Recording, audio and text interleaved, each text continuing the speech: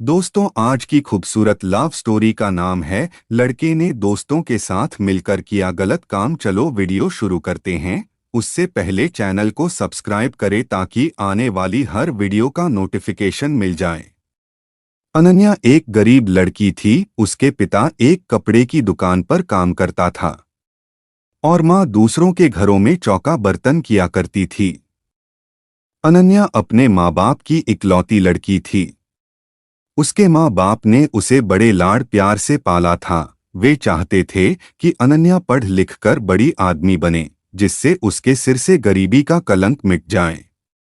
अनन्या ने जब 10वीं क्लास की परीक्षा पास की तो उसके माँ बाप बहुत खुश हुए। उन्होंने कस्बे के एक इंटर कॉलेज में उसका नाम लिखवा दिया।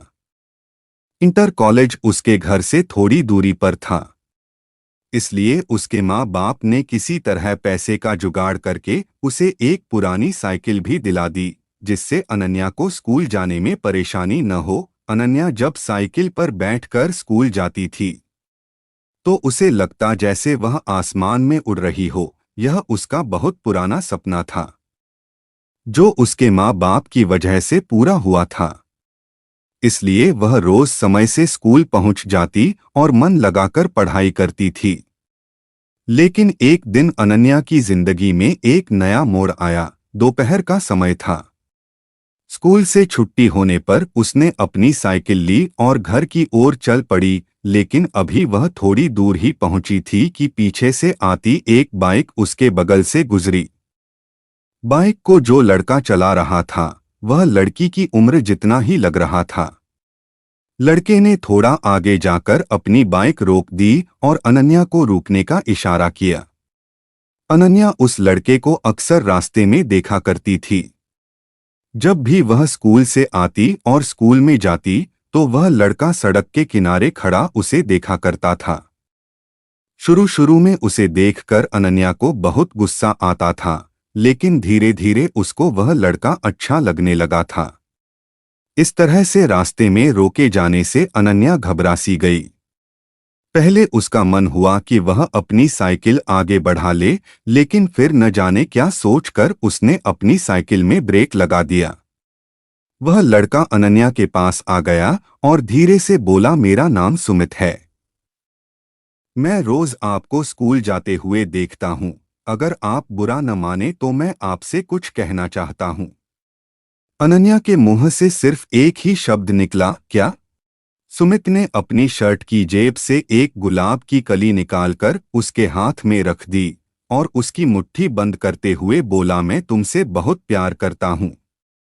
उठते बैठते, सोते जगते हर समय बस तुम्हारे बारे में सोचा करता हूँ। मुझे कुछ भी अच्छा नहीं लगता है। सुमित और भी बहुत कुछ कहना चाहता था, पर अनन्या ने उसके होठों पर हाथ रखकर उसे चुप करा दिया। तो आपको मेरा प्यार कबूल है? उस लड़के ने अनन्या की आंखों में आंखें डालकर पूछा। अनन्या शर्मा गई। उसने चुपचाप हाँ में अपनी गर्दन हिलाई और साइकिल पर बैठकर तेज तेज पैडल चलाती हुई अपने घर को चली गई। इस तरह अनन्या और सुमित में बातचीत की शुरुआत हो गई। सुमित रोज उसके लिए कोई न कोई गिफ्ट लाता और उसके लिए जीने मरने की कस्में खाता था। उसकी बातें सुनकर अनन्या दीवानी हो जाती और सपनों की दुनिया में खो जाती थी। एक दिन सुमित ने अनन्या से कहीं घूमने चलने का आग्रह किया। पहले तो अनन्या ने हल्का सा ना नुकर किया, लेकिन फिर वह तैयार हो गई। उस दिन अनन्या बहुत खुश थी। वह तय समय पर उस जगह पर पहुंच गई थी जहां पर सुमित ने उससे मिलने के लिए कहा था।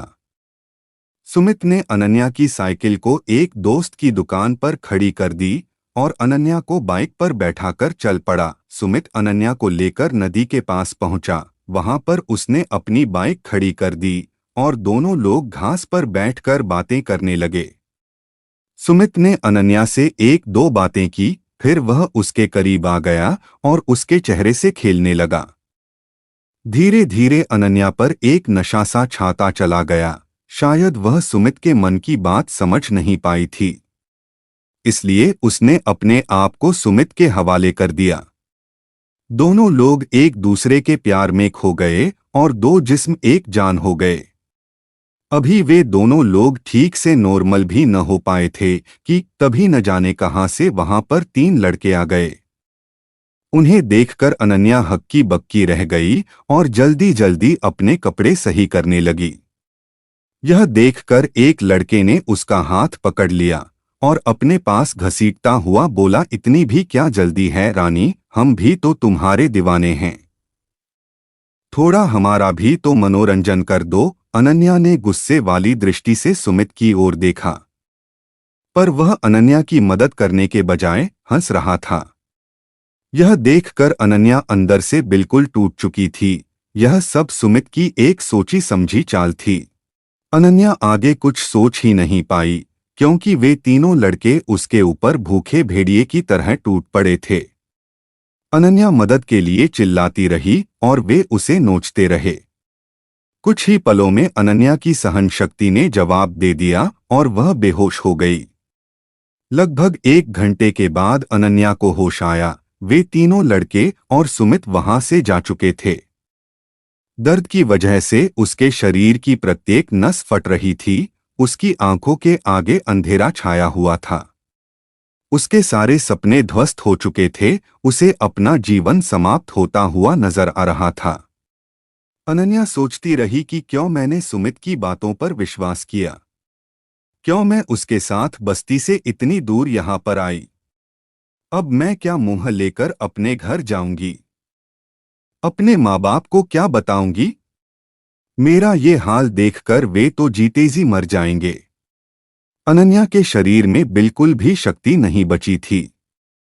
वह किसी तरह घिसटती हुई नदी के किनारे पहुंची। नदी का पानी कल कल करता हुआ तेजी से बह रहा था। अनन्या ने एक बार फिर अपने गरीब माँ बाप के बारे में सोचने लगी थी, लेकिन साथ ही सुमित का चेहरा भी उसकी आंखों के आगे बार बार आ रहा था और इसके साथ ही क्रोध और घिन के मिले जुले भाव से उसका शरीर कांपने लगा।